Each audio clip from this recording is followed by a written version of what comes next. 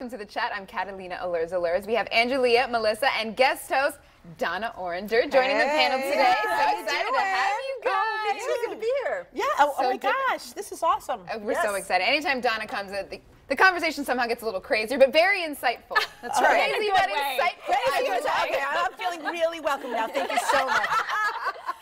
Maybe lively would have been a better word. Lively's a good word. And insightful. Very insightful anytime Donna's here. All right, well, let's get started because unfortunately more tragedy struck Britain over the weekend. 3 men drove a van into people walking on London Bridge and then stabbed people with a knife. 7 people died and many others are injured. ISIS claimed responsibility for what happened. Now, despite those attacks, Ariana Grande still went ahead with her One Love Manchester benefit yesterday, and it was a huge success, raising almost $3 million that will benefit the victims of the Manchester concert attack and their families. Coldplay, Katy Perry, Mumford & Sons, and many others also performed. Let's not be afraid.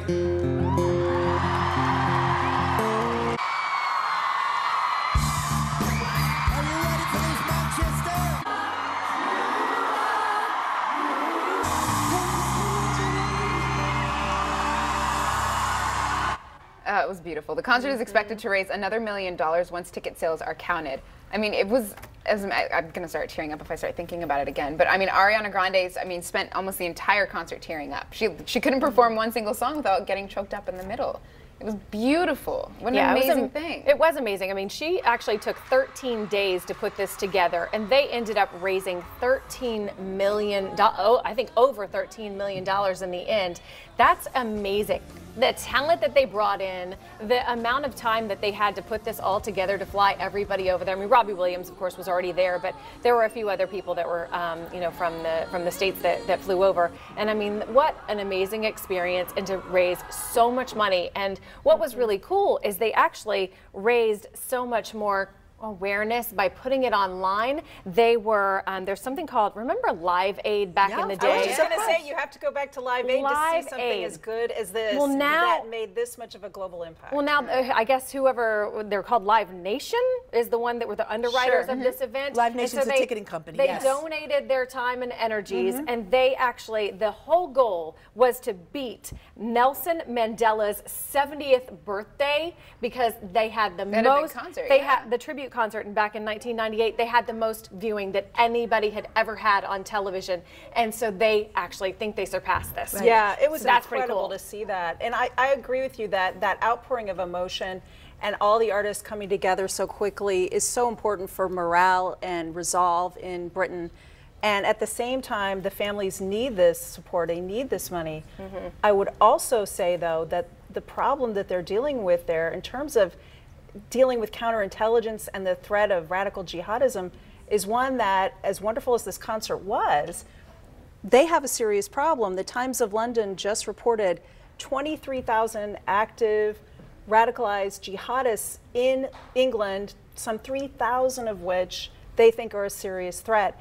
And their police force, their intelligence services just don't have the manpower to deal with this. So this is going to continue to be a problem, and one not just in Britain but in Europe that I think we're going to have to keep watching. Well, at least it was neat to see that so many people stuck together. I mean, 50,000 people showed up for this concert. And the bad part was everybody was hacking into the system because Ariana Grande and her crew, Scooter Braun and all of those, they wanted to make sure that everybody who attended the concert originally in Manchester, to begin with where the explosion happened, they wanted to make sure that all of these people were allotted a free ticket to this event.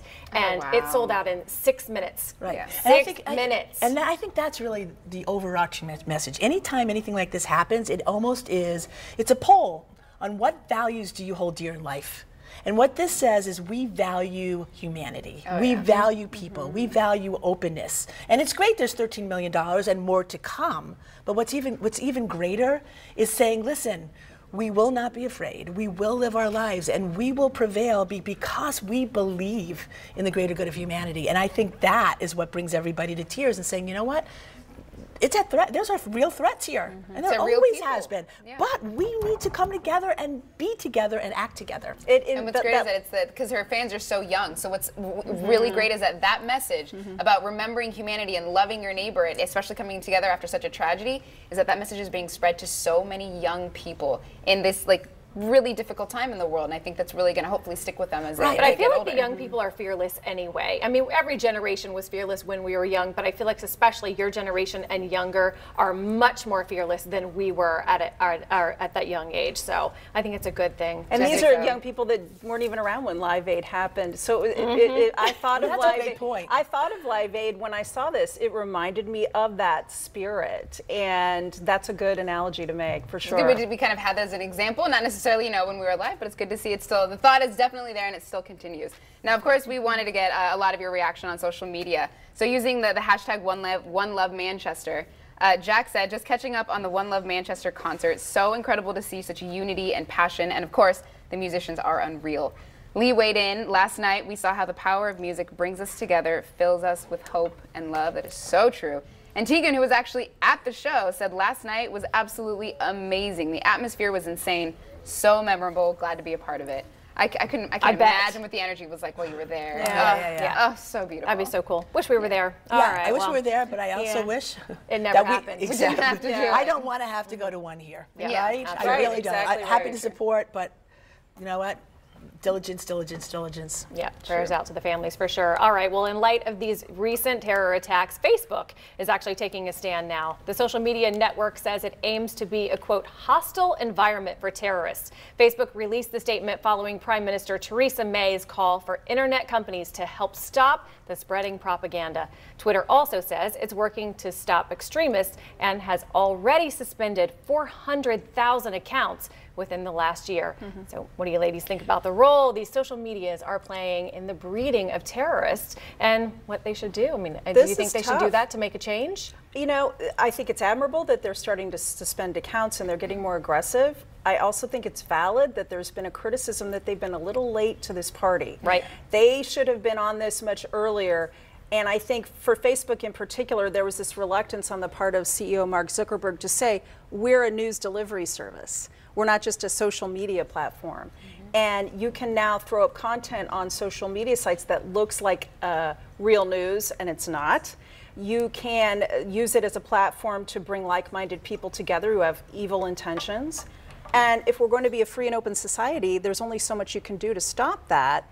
If you throw groups like that completely off the internet, will they then, you know, intelligence officials will say, well, if they're on social media, at least we can track them. This is not an easy problem to solve. I don't think there's an easy answer to this. I don't think there's an easy answer, but you know, remember what we used to call social media? We used to call it the information highway. Right? So it's a place where the public can go. So in a sense, if you look at the internet as a public utility, which there's some debate about, well, let's look at the highway system.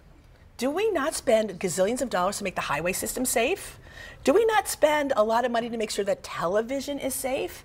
And yet there's been this debate about how safe is social media. It is about time that social media, which is totally a highway system, that we need to be putting some brakes and some exit ramps and some entry ramps to keep us all safe. Yeah, but if you think about it, I mean, the whole idea behind terrorism is to incite fear. Correct. So if you're inciting fear, that is so easily done through social media avenues, because all they have to do, the extremists, put one thing out there, one little piece of propaganda, and how many people are going to grab a hold of that, whether they're making fun of it, whether they're reporting it as news, or whether they're just looking at it and downloading and sharing. Right. It's shared immediately to so many different people, and that could not be true. It could be fake news. It could be something, and all that takes is that one little piece of information that incites fear into so many. That's and right. they win, win I think the all the way technical across aspect social of media. it, yeah, and the technical aspect I think is going to be very difficult because they've already suspended the 400,000 accounts,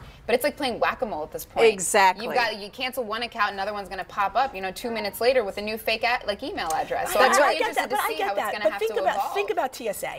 I mean, I don't know about you, but I fly like almost every week. And every week I go in, and there is this new army of TSA, right? There's all these employees that never even had jobs. Do you remember we used to get in, park our car, and walk right to the gate? So, you know what? But that's government, Donna.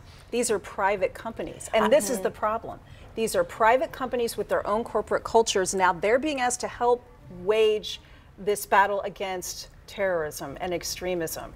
That's, I think, part of the reason why this has been such a sticky wicket and why we're going to continue to see problems with this, because these global social media giants, they want as open a platform as possible. And they've resisted these really urgent calls, which I agree with you.